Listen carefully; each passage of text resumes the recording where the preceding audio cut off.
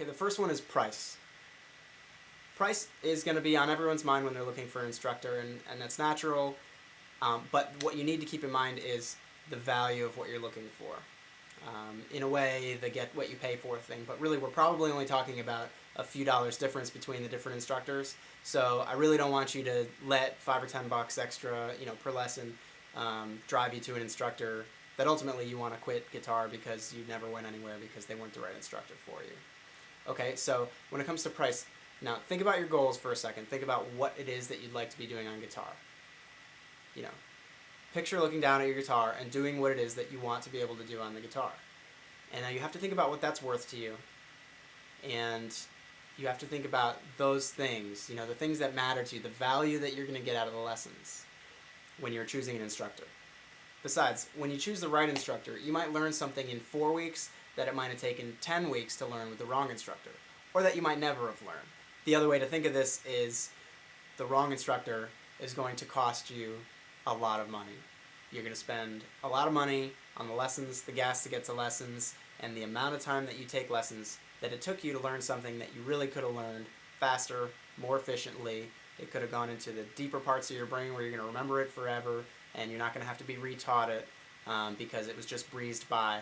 So in a way, you're actually saving yourself a lot of costs that you might have endured as a student of the wrong teacher.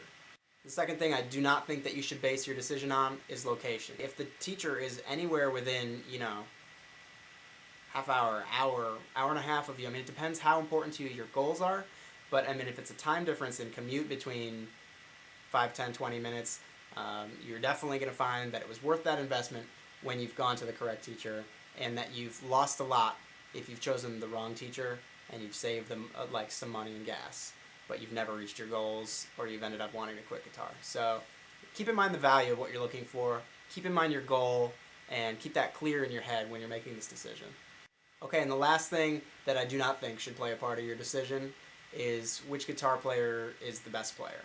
Like I said earlier, teaching guitar is its own skill, and as a matter of fact, a lot of times a guitar teacher eventually becomes a coach, because guitar students vary in natural ability so much that you can have a student that ends up playing better than you do. They might put more time into practicing because you have, I'm teaching students over here, so I actually don't have time to practice as much as this prodigy student of mine who's naturally gifted and has all the time in the world to just play because he's in high school or something. At a certain point, I would become a coach to that player and not necessarily, his superior as a player. And that's fine, because if you think about it, a boxing coach probably can't, knock out his boxer. And the basketball coaches you see in their suits on the side of the court, it's not that they can beat their players in one-on-one. It's that these people are coaches that know what's best for the next step of evolution for that athlete or that performer. So, and it becomes the same with teachers. So, honestly, in the end, whoever the best player is, first of all, might not be the best teacher. Secondly, there's a good chance that the best player is someone who practices hours and hours and hours and hasn't put that much time into teaching, or hasn't put that much time into being with people or being in a one-on-one kind of teaching scenario. So you just need to focus on the fact that this person is good at guitar, knows everything I want to know, and they really have to be good at teaching, coaching, and mentoring you to become the best player that you can be. So best of luck in choosing your guitar instructor. This is all I have to say here on this topic, but it's something that I think is absolutely vitally important.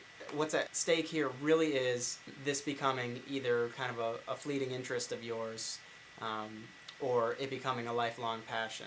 And that doesn't just go for beginners. If you've been playing for a while and you go from teacher to teacher and you just aren't knowing what to look for, at a certain point you're going to say, well, the fact is it just seems like I can't get better than I am, so either you'll plateau forever or you might lose interest, because for someone who's as good as you, if you're an advanced player, growing was part of the excitement, seeing your own improvement. And if it stops, then, you might lose motivation. And we don't want that to happen.